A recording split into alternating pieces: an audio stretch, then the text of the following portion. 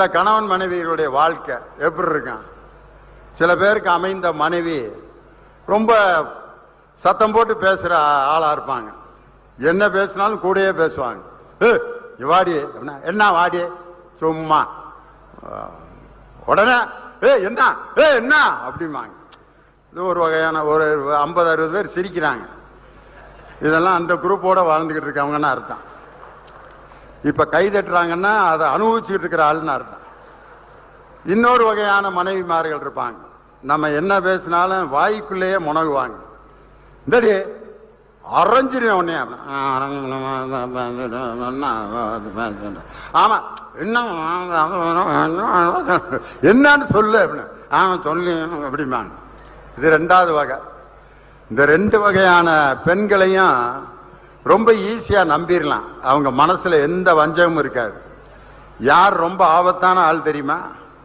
நீங்க என்ன திட்டினாலும் உன்னையெல்லாம் வெட்டாம விட மாட்டேன், நீலாம் பொம்பளையாடி அப்படின்னு திட்டுறான் ஒரு கணவன். அந்த அம்மா என்னது அசைவே இல்லாம ஒரு அம்மா உட்காந்துருக்குன்னா இவதான் ரொம்ப ஆபத்தான பொம்பளை. புருஷனை எந்த நேரம் வேணாலும் விஷம் வச்சு கொண்டுருவா, சீரியல் கதாநாயகி மாதிரி.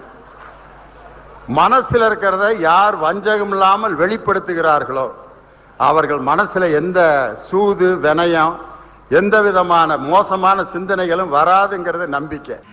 ராத்திரி சாப்பிட்றதுக்கு உட்காந்துருப்பேன், கையில எல்லாம் மாத்திட்டு வெறும் மேலோட உட்காந்து சோத்தை போடு அப்படின்னு உட்காந்துருப்பேன். சோத்தை போட்டு விட்டு இப்படி குழம்புலாம் எடுத்து வச்சுட்டு சரி நீ போ நான் சாப்பிட்டுக்கிறேன். இல்லை நான் உட்காந்துருக்கேன்.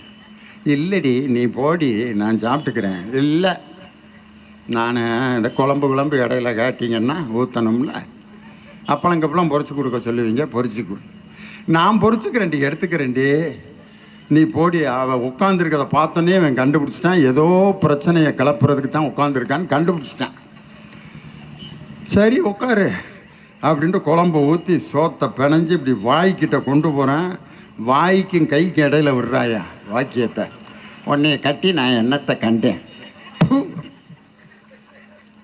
அப்புறம் பேசிக்கலாம். அப்படி 2 வாய்க்கு சோத்தை தின்றேன்.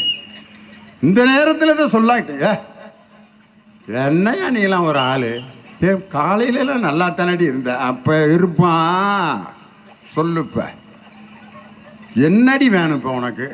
நீயும் பக்கத்து வீட்டுக்காரனும் ஒரே இடத்துல தானே என் வேலை பார்க்குறீங்க. அவன் பாரு இந்த பழைய டிவிஎஸ் 50 மாற்றிட்டு புல்லட்டு வாங்கி அவன் பொண்டாட்டியை பின்னால் உட்கார வச்சு மல்லிகை வச்சுக்கிட்டு துத்து இந்த மாதவரமே ஓட்டிகிட்டு போகிறேன். எனக்கு வகரெல்லாம் பத